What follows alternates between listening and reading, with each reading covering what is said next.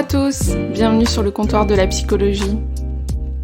Je vous retrouve pour un épisode différent, assez spécial puisque j'ai envie de vous parler de ce qui se passe actuellement pour les psychologues, pour la santé mentale et pour la prise en charge psychologique de la population en règle générale.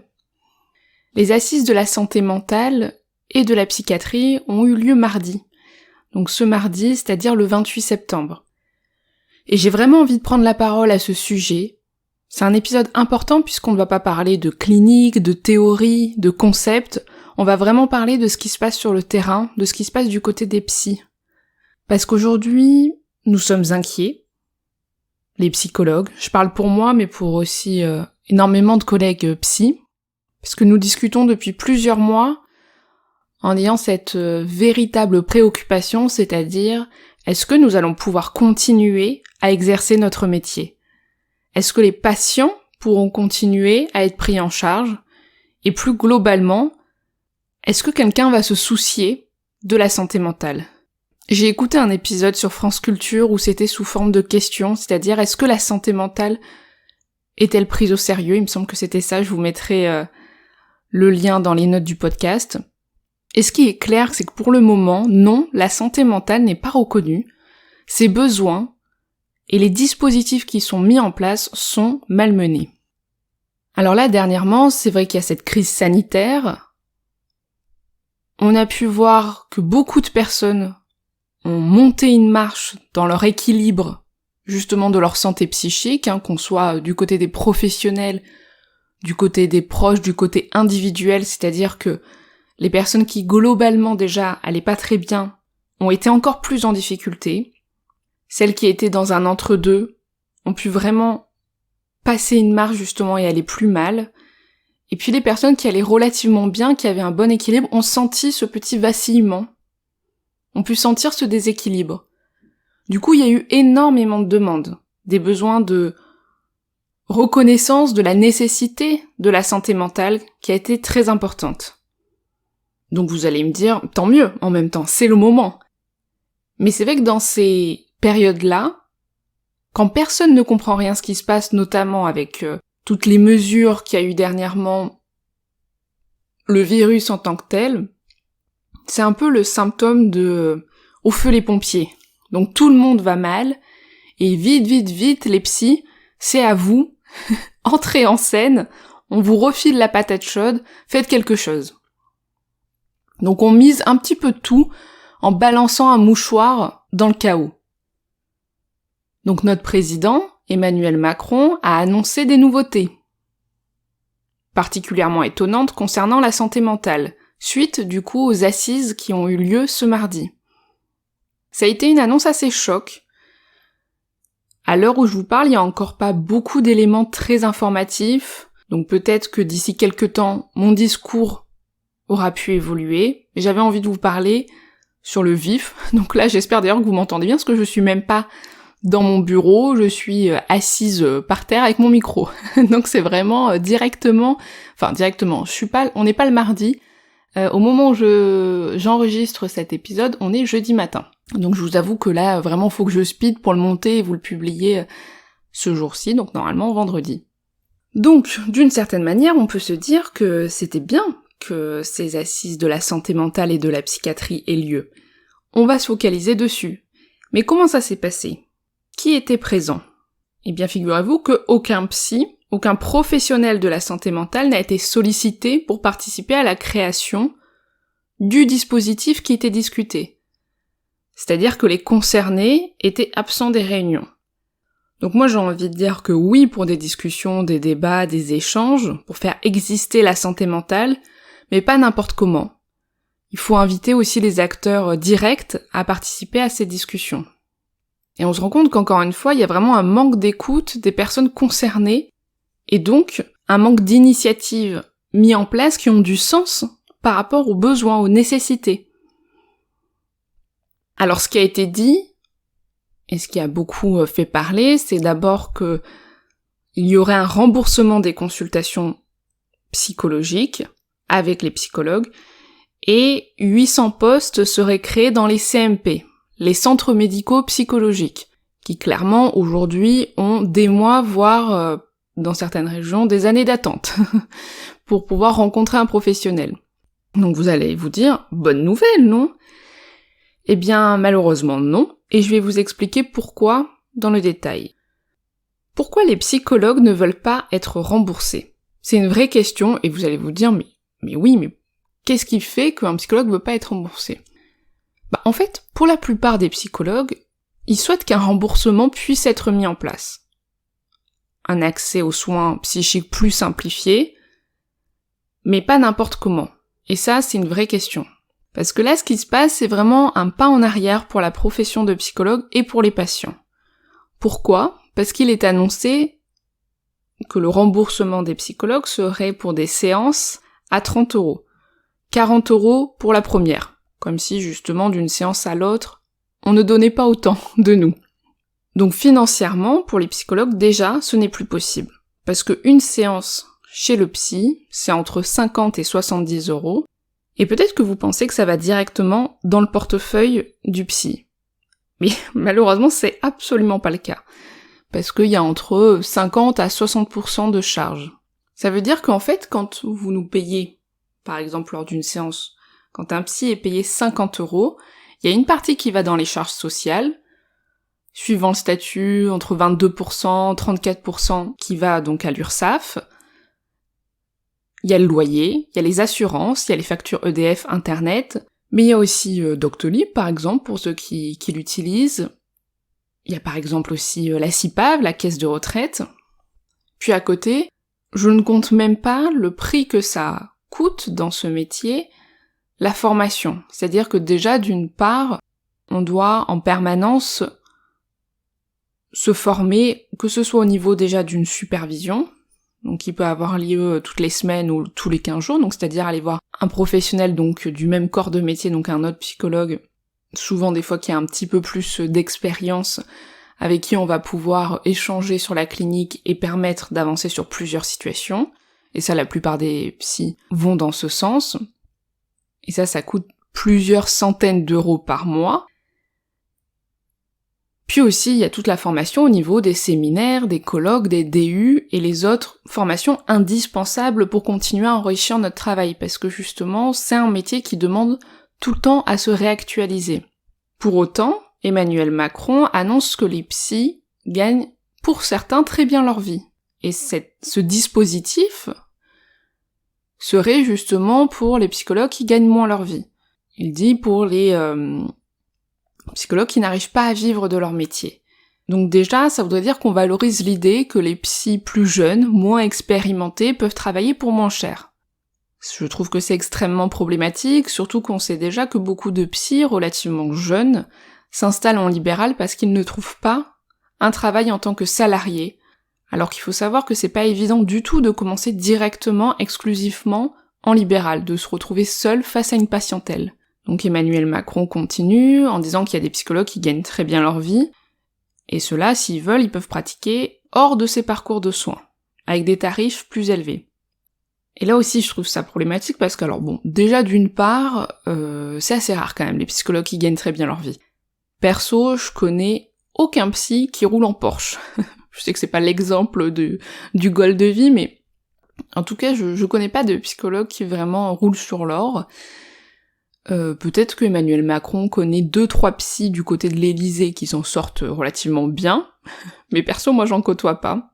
C'est un métier pour lequel il faut vraiment avoir envie de travailler. Il faut y trouver du sens, parce que clairement, si vous voulez être psychologue, vous allez pas dormir sur des lingots d'or.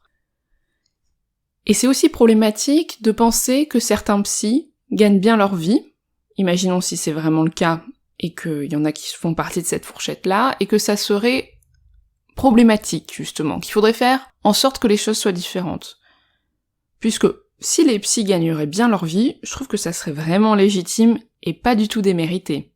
Parce qu'en fait, au minimum on fait 5 ans d'études, puis toutes les années de formation qu'il y a derrière, que ce soit en termes de doctorat, de DU, qui pour la plupart durent plusieurs années, enfin moi j'ai fait des DU qui duraient plusieurs années, donc des diplômes universitaires que j'ai ajoutés aussi à mon CV.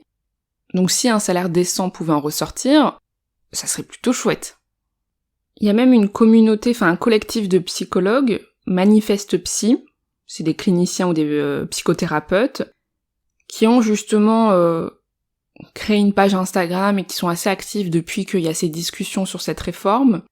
Et ils ont partagé une fiche avec les nouveaux calculs des salaires des psys si tout ce que disait Emmanuel Macron était appliqué. Donc je vous laisse aller voir sur leur Instagram. Mais ils avaient pris une base d'une consultation à 22 € parce qu'au départ c'était ce qui était potentiellement annoncé. Et donc ils expliquaient que si on voyait 8 patients par jour, sans prendre en compte les absences ou des fois les créneaux qui ne sont pas tous remplis, si on a 5 semaines de congé annuel, si on calcule avec toutes les charges, et encore on calcule pas justement la supervision, la formation, etc., le psy gagnerait 1240 € net par mois. En sachant que donc là, ça serait un petit peu plus puisqu'on serait à 30 € la consultation, mais clairement, on dépasserait pas les 1400, 1500 € net par mois. En travaillant quand même beaucoup, parce que 8 patients par jour, ça fait beaucoup. On y reviendra tout à l'heure pourquoi ça fait beaucoup. 5 semaines de congé par an, c'est pas énorme. C'est classique comme une entreprise, mais sachant qu'en libéral, c'est assez difficile d'avoir exactement le même nombre de jours de congé, et puis on calcule pas, bien sûr, tout le temps d'appel, de planification de rendez-vous, d'administratifs qui sont très importants en libéral, qu'il n'y a pas dans un poste de salarié. Donc c'est assez effrayant. Et en fait, on se rend compte qu'en effet, d'un point de vue politique ou pour l'État, visiblement la santé mentale ne coûte pas cher. Parce qu'on estime que le prendre soin de soi, le soin psychique, c'est 30 €, 10 séances de 30 minutes. Parce que, justement, dans ce dispositif-là, il y aurait la nécessité de passer par un médecin. Donc déjà, avant de parler de ça, à l'hôpital, quand on travaille à l'hôpital, déjà on nous demande énormément de coter, tout le temps, les actes. Donc consultation individuelle, consultation de couple, téléconsultation, est-ce que c'est de l'éducation thérapeutique, est-ce que c'est... bref, il y a un certain nombre d'actes qui coûtent pas toujours le même prix en fonction de l'acte qu'on cote, donc on nous oblige un petit peu plus à faire tel type d'acte plutôt que celui-là. Et donc là on voit qu'on tend petit à petit à ça aussi en libéral. Donc à avoir de moins en moins de liberté dans notre façon de travailler avec un patient. Il faut se dire que si une institution, un État est maltraitant, ce n'est pas en arrêtant de payer les professionnels ou en malmenant les professionnels justement qui soignent, qui réparent, qu'on va mieux s'en sortir. Et là, c'est ce qui est en train de se passer. Donc dans ce dispositif, comme je vous disais, il y a l'obligation de passer par un médecin pour avoir une prescription et donc être remboursé. Je vais vous dire pourquoi c'est une fausse bonne idée. Alors déjà, les médecins, pour moi, ce n'est pas leur rôle d'identifier les besoins psychologiques. Bien sûr qu'ils peuvent les entendre et certains médecins sont très fins à ce niveau-là. Mais je pense que les médecins sont quand même suffisamment débordés. On sait que c'est quand même pas évident maintenant d'avoir un médecin traitant, suivant les régions c'est une vraie galère. Je suis pas sûre que passer par un médecin facilite le travail du médecin et l'alliance thérapeutique avec le psychologue ou la psychologue. De plus, parler à son médecin, c'est pas chose facile pour tout le monde. Parfois on n'a pas de médecin attitré ou on n'a pas de médecin de confiance. Parfois d'ailleurs c'est le médecin de toute la famille qui est peut-être même dans le même village que nous. Alors parler qu'on a besoin de voir un psy parce qu'on a vécu tel traumatisme, ça peut être compliqué. Donc déjà on peut soulever ce premier problème au niveau d'un espace confidentiel de son vécu, de notre besoin psychique dont normalement les psys sont garants. Donc là déjà, on est obligé de passer par un médecin. De plus, donc Emmanuel Macron annonce un forfait. Forfait 10 séances. Donc même le mot, je trouve, est vraiment particulier, parce que, un forfait, on pourrait dire, forfait 10 séances et une gratuite, puis même pourquoi pas, il pourrait y avoir des soldes pendant les fêtes, pour ceux qui ont du mal à les vivre. J'en rigole, mais c'est absolument pas drôle. Donc on dirait qu'on parle d'un forfait comme quand on s'inscrit dans une nouvelle activité sportive, ou quand on va chez l'esthéticienne, et puis qu'on a un forfait épilation 10 séances. Donc bref, j'abuse, mais un forfait avec un nombre de séances que le médecin va indiquer, c'est quand même extrêmement compliqué, parce que même de mon côté, quand je reçois quelqu'un, je peux pas du tout évaluer et répondre à la question combien de séances. Parce qu'au fur et à mesure des séances, justement, des choses peuvent se dénouer, d'autres portes peuvent s'ouvrir, le travail peut être plus ou moins approfondi, des fois on peut partir, on peut revenir, enfin, c'est des choses qui se co-créent dans la rencontre avec un thérapeute. Et parfois il s'agit d'un besoin de soutien, peut-être plutôt ponctuel, parfois d'une thérapie, et dans ce cas-là, ça peut pas durer 30 minutes à hauteur de 10 séances comme c'est annoncé par le président. Donc on perçoit un peu la vision baguette magique du psy qui reste toujours très fantasmée, toujours très actuelle, de oui le psy, 10 séances 30 minutes, hop, on souffle sur la tête du patient un peu de poudre de perlimpinpin et hop, c'est bon. Également, prendre son téléphone et prendre rendez-vous chez un psychologue, c'est un premier pas qui peut parfois être assez difficile à franchir. Et je trouve que rajouter une étape dans cette prise en charge, donc en passant par un médecin, je suis pas sûre que ce soit aidant. D'autant plus que des fois on peut se retrouver face à des médecins qui ne comprennent pas ou n'adhèrent pas à une prise en charge du soin psychique, donc des médecins qui peuvent parfois même mépriser des séances chez le psy, c'est une minorité heureusement, mais si on se retrouve face à un médecin qui dit « oh, c'est rien » ou « ça sert pas à grand chose d'aller chez le psy », ou qu'on n'ose pas lui demander parce que justement on sent qu'il n'y a pas d'écoute à ce niveau-là, ça va pas aider non plus pour enclencher notre prise en charge psychologique. Encore une fois, on est dans cette société où on paternalise énormément le soin, c'est-à-dire que justement même le soin psychique qui normalement se veut être une santé privée qui vient aussi de soi, doit passer systématiquement par un médecin. Donc ça voudra dire que même au niveau psy, la relation, le transfert sera directement un trio. C'est marrant d'ailleurs, hein. Parce que ça passera par le médecin. Ça sera lui qui aura fait quand même qu'il y ait cette rencontre, et il existera dans la relation puisqu'on devra repasser par lui à plusieurs moments, s'il y a besoin de plus de 10 séances, etc. Donc, toutes ces annonces font qu'en tant que psychologue, nous sommes vraiment très très déçus. On se sent trahi, au sens de pas soutenu dans notre exercice. Moi je suis triste pour la santé mentale, qui est encore une fois méprisée. On dit souvent que la psychiatrie, ça représente les parents pauvres de la médecine, mais c'est le cas. D'ailleurs, il y a vraiment énormément de difficultés à recruter en psychiatrie, parce qu'il y a de moins en moins de personnes qui veulent y travailler. Moi, quand j'y étais, ils n'arrivaient même pas à trouver des internes. Et ça montre que comment on traite les soignants reflète comment on traite les soignés. Vous voyez ? C'est-à-dire que les personnes souffrantes, eh bien on malmène celles qui peuvent les accompagner et les aider. Donc ça a toujours été le cas, hein, que la psychiatrie n'intéresse pas forcément, la santé mentale également.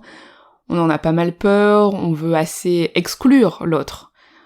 Donc le fou doit être loin, les angoisses doivent être très loin, et on veut que la santé mentale n'existe pas dans les discussions. On veut que ce soit loin alors que c'est toujours très proche de nous. Directement ou indirectement, on peut tous être traversés par des troubles psychologiques. Et dans ce métier de psychologue, prendre soin, accueillir un vécu, comprendre ce qui se passe pour une personne, l'accompagner dans ses réflexions, penser son vécu, penser avec un E et penser avec un A, ça demande énormément de travail. Justement, c'est important de montrer encore une fois que c'est un métier, psychologue. C'est pas un loisir personnel, hein, c'est pas parce qu'on adore écouter les gens que on devient psychologue. Donc on peut pas donner de soi à notre charge, c'est-à-dire être payé les premières minutes d'une séance et travailler gratuitement dès qu'on dépasse les 30 minutes. Ça me fait penser comme quand on calcule un peu les salaires plus bas chez les femmes, où on peut dire que les femmes ne sont plus payées à partir de 16h16 d'une journée. Bien ça serait un peu pareil chez les psys. On serait payé les premières minutes, mais plus après, ça serait vraiment un engagement personnel. Plus bizarrement, c'est un métier qui est un peu plus occupé par des femmes. Donc c'est un métier qui demande beaucoup d'énergie psychique, intellectuelle, que ce soit en termes d'analyse, d'une position plus méta, avec du recul de ce qui se joue, de ce qui se passe dans la séance, un accueil d'une souffrance, d'un vécu, d'une situation, avec toute la mise en lien que ça demande, cette écoute active pour mettre en perspective ce qui se passe à ce moment-là, et ce qui a pu se passer. Donc c'est un métier où on ne peut absolument pas voir des dizaines de patients par jour. Déjà quand on en voit 8, clairement c'est déjà beaucoup. Parce que si on prend 1 heure en tout pour une consultation, que ce soit le temps de recevoir un patient, le temps de la fin aussi, de des fois ce qui peut être fait en fin de séance, certains psys prennent des notes, etc. Il y a des patients pour qui on reste 1 heure en séance, des fois même plus les appels après téléphoniques, les courriers, l'administratif, ça fait déjà des très grosses journées, si déjà on part sur 8 patients par jour. En sachant que même si on avait 8 consultations et qu'il y aurait rien à faire à côté, donc par exemple 8 heures de consultation, ça serait déjà beaucoup parce que le métier peut absorber beaucoup d'énergie psychique, parce que justement c'est un métier où notre appareil à penser est prêté et mis à disposition pendant une séance avec un patient. Donc on est en permanence en train de faire des allers-retours sur ce qui se dit, ce qui ne se dit pas, ce qui se passe, ce qui ne se passe pas, ce qui s'est passé, etc. Et je trouve que déjà avoir plus de 4 patients à la suite, c'est-à-dire sans justement avoir un temps off, c'est déjà pas mal. Moi clairement, quand j'en ai vu 4, si j'en vois un ou une 5e juste après, ça va être plus compliqué pour être 100% disponible. Donc à chaque fois, il me faut quand même un temps off pour après reprendre. Et tout ça, tout ce dispositif et tout ce qui est annoncé, on peut se questionner si ça va être la fin, justement, des psychologues. Parce que les psychologues, et c'est souvent peu parlé, mais ils peuvent aussi être à risque pour leur santé mentale. Et là, clairement, si on veut se verser un salaire décent, il faudrait qu'on enchaîne énormément de patients. Donc ça veut dire soit on renonce à notre santé mentale, soit on renonce à notre éthique. Et je défends toujours l'idée selon laquelle psychologue c'est encore une fois une profession et non une identité, et ça vous le savez. Et pour autant ce travail, si les espaces ne sont pas suffisamment différenciés, si justement on n'y retrouve pas aussi un sens entre notre plaisir à travailler, donc à avoir le temps de recevoir les patients, à avoir le temps de les aider, de leur permettre d'avancer dans leur parcours, tout en ayant aussi un retour déjà de plaisir intellectuel pour nous, et en ayant un retour d'une profession qui nous permet de vivre à côté, donc d'avoir aussi nos projets personnels, et ça, notre santé mentale, ça peut déborder dessus. D'ailleurs, il y a beaucoup de situations qu'on peut même emporter psychiquement chez nous, des situations avec des patients qui peuvent être particulièrement éprouvantes. Je vous disais l'énergie psychique que ça demande, être présent pour 8 situations différentes dans une journée qui peuvent concerner des deuils, de la maltraitance, des dépressions, des viols, etc. Ça demande d'avoir suffisamment de sas, suffisamment d'espace pour justement pouvoir parler de tout ça, que ce soit en supervision, avec des collègues, mais aussi du temps libre, entre des consultations, et aussi du temps où, après, le week-end, si on veut faire une activité, on peut se le permettre parce qu'on ne gagne pas 1200 € par mois. Donc la santé mentale du psy, elle doit être solide si on veut continuer justement à investir ce travail. Et je pense que là, ce qui est en train de se passer, si c'est vraiment mis en place tel quel, beaucoup de psychologues ne vont pas pouvoir continuer ce travail, ça c'est sûr. Et ceux qui vont continuer, ça va être quand même extrêmement compliqué. Donc on est tous inquiets, et on est tous en train de se dire qu'est-ce qu'on va faire, est-ce qu'on va rester psychologue. Et c'est vrai que le métier de psychologue a toujours été objet de beaucoup de fantasmes, de beaucoup de questionnements, parce que c'est difficile de penser qu'on est payé pour écouter une souffrance. Il y a quelque chose en plus qui ne se mesure pas, qui va au-delà du quantitatif, et ça c'est difficile à accepter. C'est difficile à accepter la liberté que peut prendre un psy pour travailler, pour avoir une réflexion à côté. Il y a toujours eu une volonté, que ce soit en institution, donc dans les hôpitaux, dans toutes sortes d'institutions, et aussi donc plus haut au niveau de l'État, de contrôler aussi ce qui se passe, ce que font les psys, volonté que ce soit aussi des outils du soin. Donc matérialiser le soin. Avec toujours ce fantasme de mais qu'est-ce qui se passe dans le bureau des psys? Et donc ce petit voyeurisme d'aller voir, d'aller prendre le dessus, et donc d'avoir une main sur ce qui s'y passe. Et ça commence comme ça. On commence à enlever cette liberté-là déjà en choisissant le temps de la séance, le prix, qui va choisir quand il y aura une séance et quand il n'y en aura pas. Et ça vraiment, j'ai vraiment envie que ça vous sensibilise là-dessus, parce que c'est vraiment inquiétant, et je crains que ce soit de pire en pire. Donc que vous soyez professionnel, que vous soyez patient, que vous soyez curieux, que vous fassiez partie de cette population, de cette société, il faut que vous soyez sensibilisés à ça, parce que c'est, d'un point de vue plus global, la santé mentale est un vrai enjeu, mais qui se mord la queue aujourd'hui. C'est-à-dire qu'il n'y a pas de budget qui est débloqué, on n'en donne pas dans la prévention précoce, du coup, vu qu'on n'en donne pas, on en a plus besoin après, mais rien n'est sorti après, et les institutions sont très maltraitées par le manque de moyens qui leur est donné, et de plus en plus d'institutions deviennent maltraitantes, puisqu'elles n'arrivent plus à exercer correctement le soin. Et quand on doit tout coter, quand on pense que en termes d'économie, c'est difficile d'être disponible pour l'autre. On peut pas soigner si on n'est pas soigné, au sens d'une attention, d'une reconnaissance. Et donc on ne peut pas être sous-traité et traiter les autres. Il faut comprendre que la santé mentale, le soin psychique, pour penser comment on peut accompagner, il faut vraiment le penser aussi au niveau politique, au niveau institutionnel. Et donc il faut que la santé mentale existe dans les discours, dans les discussions, mais avec les acteurs concernés.